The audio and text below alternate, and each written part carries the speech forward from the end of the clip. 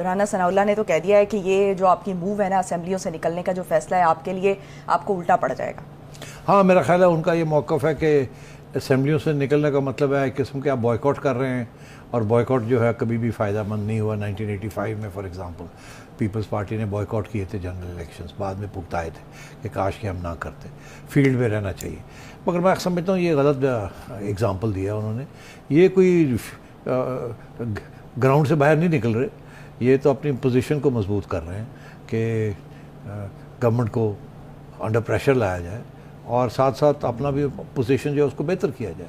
क्योंकि अगर इस वक्त ये चौधरी परवेज़ इलाही के रहमो करम पे हैं पंजाब के अंदर, तो मेरा ख्याल है खान साहब को ये कैलकुलेशन है कि अगर आज इलेक्शन होता है और नून लीग बड़ी अनपॉपुलर है और ये तो इससे ज़्यादा सीटें ले जाएंगे पंजाब के अंदर, तो फिर इन्हें शायद परवेज़ इलाही की भी ज़रूरत नहीं पड़ेगी।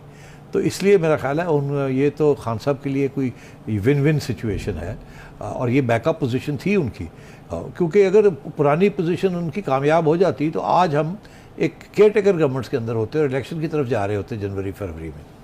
तो क्योंकि वो नहीं हुआ तो अब खान साहब ने ये बैकअप पोजीशन दी है, जिसके साथ उनका ये ख्याल है कि इतना प्रेशर गवर्नमेंट के ऊपर पड़ जाएगा अब कि गवर्नमेंट को खुद सोचना पड़ेगा कि इनके नेगोशिएशन शुरू करके तो अर्ली इलेक्शन की तरफ जाएँ। और मैं ये समझता हूँ कि एक बड़ा इंटरेस्टिंग बयान राणा साहब ने दिया है, उसको लोगों ने तवज्जो नहीं दी उसकी तरफ। मैं इसलिए तो देख रहा था कि अब कैसे गोल को प्रोटेक्ट करेंगे। खान साहब गेंद को लेके आ रहे हैं और तो कैसे बचाएंगे। तो राणा साहब ने एक बात कही, उन्होंने कहा देखिए ये तो 6 महीने तो लग ही जाते हैं ना, हमें भी 6 महीने तो कम से कम चाहिए ना कि हालात बेहतर करें ताकि इलेक्शन में जा सकें।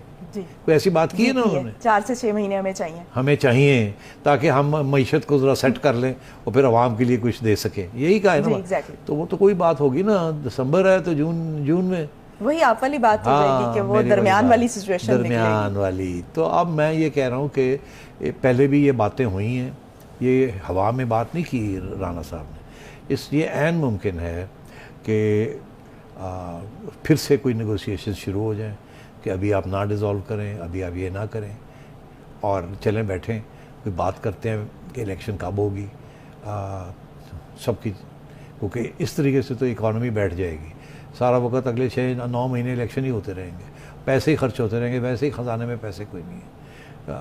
और तो इसलिए ना करें, ऐसे चले बैठ जाएं। हम सितंबर अक्टूबर की बात नहीं करते, जून जुलाई अगस्त की बात करते हैं। थोड़ा सा आप छोड़ें, थोड़ा सा। तो ये मैं समझता हूँ ग्राउंड तैयार हो रही है। और अगर वो ग्राउंड तैयार हो रही है तो आज खान साहब कह रहे हैं हम ये सारी चीज़ें छोड़ के जा रहे हैं, कल को ये भी पॉसिबल है कि ऐसे ना हो। खान साहब को शायद ऐसे कोई पेशकदमी आ जाए कहीं से कि जी आप नेगोशिएशन करें और आप इस्लामाबाद भी आ जाएं और वहाँ बैठ के आगे सारा का सारा सिलसिला जो है गोइंग फॉरवर्ड वो कर लेते हैं। तो ये पेशकदमी होगी या यू टर्न होगा? ये अब यू टर्न तो नहीं, अब सियासत में इसको यू टर्न नहीं कहते, इसको टैक्टिक स्ट्रेटजी कहते हैं। जैसे फॉल बैक पोजीशन है कि 2 कदम आगे बढ़ रहे थे खान साहब, ठाप पड़ गई, पीछे हटना पड़ा 1 कदम, अब फिर इधर से शुरू हो गए। तो ये उस किस्म की सिचुएशन है। तो मैं समझता हूँ अभी गेम चलेगी। अभी ये ऐसे बिल्कुल नहीं होगा कि कल डिज़ोल्व हो जाएंगी, ये अभी थ्रेट है और इसके पीछे कुछ बातचीत चलेगी और धमकियाँ आएंगी जाएंगी और बातें चलेंगी। यहाँ तक ये भी हो सकता है कि अभी फ़ौरन इनको फ़िक्र हो जाए गवर्नमेंट वालों को कि यार ये तो पक्का है तो करूए, ठीक। 2 चीज़ें शुरू हो जाएंगी, एक तो चौधरी परवेज़ इलाही को जफ्फी डालने की कोशिश की जाएगी, वो पाजी इधर आ जाओ। हाँ, और जरदारी साहब आपको पता है मास्टर है इन चीज़ों के, तो वो शायद हो सकता है नेगोशिएशन शुरू हो जाए, चौधरी शुजात भी इन्वॉल्व हो जाए, परवेज़ इलाही को समझाया जाए एट्सेट्रा।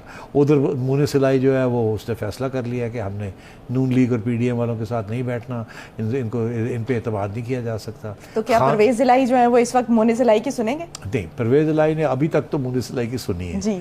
मगर देखिए परवेज़ इलाही भी परवेज़ इलाही है ना, तो वो तो देखेंगे कि उनका फ़ायदा कहाँ है, नुकसान कहाँ है। एक चीज़ तो वाज़ेह हो गई कि परवेज़ इलाही साहब पहले सारे अपने इंस्ट्रक्शंस जो थे वो इस्टेब्लिशमेंट से लेते थे, अब वो इस्टेब्लिशमेंट से उनको कोई इंस्ट्रक्शन नहीं मिलेगी।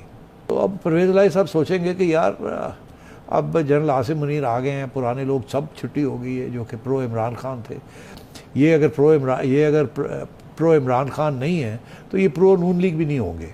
तो अब हमने सोचना है कि हमारा फ्यूचर कहाँ है। मगर दिल के अंदर जो बात है वो यही है कि खान साहब ने जो डैमेज किया है फ़ौज को एज एन इंस्टीट्यूशन, क्या फ़ौज अभी तैयार हो गई है कि खान साहब को वापस एक मौका दे दिया जाए कि ये बन जाएं फिर से प्राइम मिनिस्टर? और क्योंकि वो कहते हैं कि leopard never changes it's spots, leopard के बारे में ये कहा जाता है कि वो अपने जो उनके ऊपर जो धब्बे होते हैं वो स्किन के ऊपर वो कभी चेंज नहीं करते। और खान साहब से बड़ा लायन तो खैर नवाज शरीफ है, खान साहब तो लेपर्ड है। तो क्या ये आगे जाके बदल जाएंगे? नहीं, मेरा नहीं ख्याल बदलेंगे। तो इसलिए इस किस्म की चीज़ें चल रही हैं। चौधरी साहब को सोचना पड़ेगा कि अब उन्होंने अगर बैठना है तो किस तरह जाके बैठना है और किस किस्म की ट्रस्ट किसके ऊपर करना है, खान साहब के ऊपर करना है या नून लीग के ऊपर करना है। खान साहब अगर इलेक्शन में स्वीप कर जाते हैं तो फिर परवेज़ इलाही की क्या ज़रूरत है? खान साहब एक ज़माने में कहते थे परवेज़ इलाही भी चोर है, और इसी तरीके के साथ परवेज़ इलाही को ये देखना है कि खान साहब के साथ बैठना है आगे जाके जब उनकी ज़रूरत नहीं होगी और उनकी अहमियत नहीं होगी। और अभी भी उनकी सारी काबीना तो पीटीआई की है, सिर्फ जो सीएम है तो वो भी सियासतदान है, तो उन्हें भी सोचना पड़ेगा कि आगे जाके बैठना कहाँ है। तो चौधरी शुजात उन्हें समझा लेंगे। देखिए, उसमें आपको याद होगा कि सब बात तो तय हो चुकी थी, ये बात तो हो चुकी थी। आखिरी दिन में चौधरी साहब ने पहले तो जरदारी साहब के पास गुलाब जामुन लेके गए थे, वहाँ एक दूसरे के मुंह में इन्होंने खिलाया था कि मुबारक होए मुबारक होए, तुसी आ गए हो असी आ गए हैं, जफ्फियाँ छिप्पियाँ। ठीक है, अगले दिन सुबह 11 बजे को फ़ोन आता है और चौधरी साहब यू टर्न लेके instead of going to Zardari साहब तो